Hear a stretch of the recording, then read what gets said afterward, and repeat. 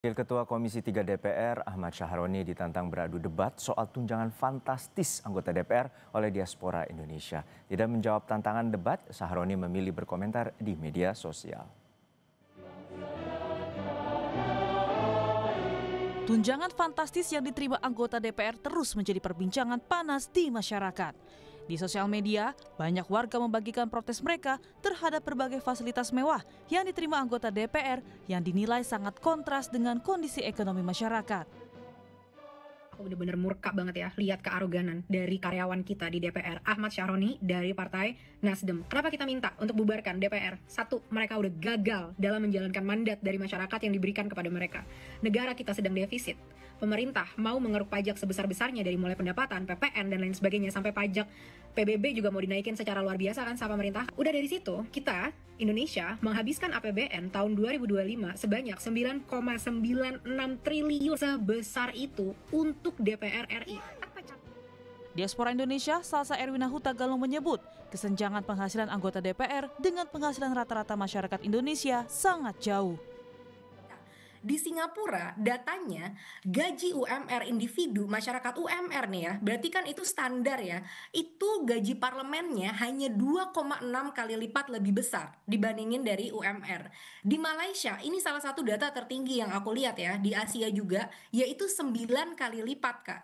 Nah, sedangkan di Swedia atau deket banget nih sama Denmark ya, tempat aku tinggal, itu hanya berbeda 1,9 kali lipat. Jadi memang kesenjangannya nggak jauh agar kebijakan-kebijakan yang dibuat itu benar-benar bisa dirasakan masyarakat. Tapi Kak, di Indonesia, bayangkan UMR kita secara nasional kalau dirata-ratakan itu hanya 3,5 juta per bulan. Dibandingkan dengan take home pay yang hampir 120 juta, itu 34 kali lipat. Ini kesenjangan yang luar biasa besar. Kedua, masalah keadilan ya Kak. DPR itu nggak bayar pajak dengan penghasilan sebesar itu, fasilitas yang luar biasa, patwal, staf, tunjangan rumah, tunjangan telepon sampai berjuta-juta, mereka tidak membayar pajak. Kita bandingkan dengan masyarakat yang sebelum kita terima gaji, itu pajak kita udah dipotong langsung. Belum lagi baru disahkan, PPN mau naik, PBB naik secara brutal dan membabi buta ya, sampai 1000 kali lipat gitu di beberapa daerah. Jadi memang ini benar-benar kelihatan banget Kak secara terang benderang seperti matahari bahwa masyarakat dicekik habis-habisan tapi pemerintah kita hidup dengan bermandi-mandi kemewahan. Menurut aku ini ketidakadilan yang luar biasa besar. Kesal dengan gaya hidup anggota DPR yang dinilai tidak berempati, Salsa pun menantang Wakil Ketua Komisi 3 DPR Ahmad Syahroni untuk beradu debat. Ahmad Syahroni, jawab ya tantangan debat dari aku. Kapan? Kasih tahu. Kita jalankan, kita laksanakan. Banyak juri-juri debat yang profesional. Jangan ambil dari teman-teman kamu lagi. Nggak punya empati mereka semua soalnya. Tidak menjawab tantangan debat Salsa, tapi Ahmad Syahroni memilih berkomentar di akun sosial medianya.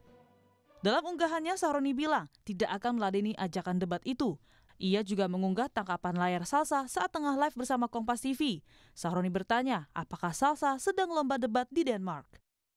Namun unggahan itu tidak bertahan lama. Kurang dari 24 jam, Syahroni sudah menghapus 2 unggahannya terkait Salsa. Iya, bahkan kayaknya akun aku udah diblok ya, karena mungkin begitu banyak mention kepada wakil rakyat kita yang satu itu, dan dia sudah balas kalau katanya dia nggak akan menerima ajakan debat itu karena dia masih bodoh dan masih perlu belajar. Ya menurutku kalau memang dia merasa bodoh, maka itu bukan tempat yang baik ya untuk dia mengatakan orang-orang yang mau membubarkan DPR itu ya cenit gitu ya.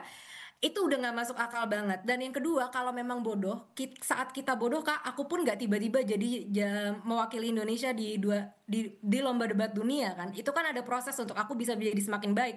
Harusnya dia mau belajar gitu. Dan yang aku pertanyakan di sini adalah pertanggungjawabkan kata-katanya dan kesombongannya menantang masyarakat dengan begitu arogannya dia.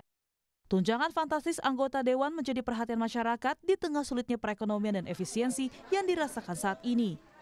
DPR dituntut untuk berempati dengan tidak semakin membebani rakyat. Apa sih capaian pekerjaan kamu sampai saat ini gitu ya? Aku lihat kamu di Instagram seneng banget tuh untuk pamer-pamer kekayaan ya kan. Wah, crazy rich Indonesia man, sultan gitu. Motornya, mobilnya, wow, wadidaw, kaya banget lu bro. Kalau beneran kaya dan udah kaya, kenapa masih maruk mau mempertahankan tunjangan dari pajak hasil kerja rakyat Indonesia yang bekerja dengan sangat keras, sangat jujur, desak-desakan di transportasi, susah cari pekerjaan yang pengen kamu pajakin kemana-mana itu. Ngapain mau ngambil duit kita kalau memang kamu sudah crazy rich? Di tengah riuh rendah polemik ketunjangan anggota DPR yang melejit, potret warga miskin masih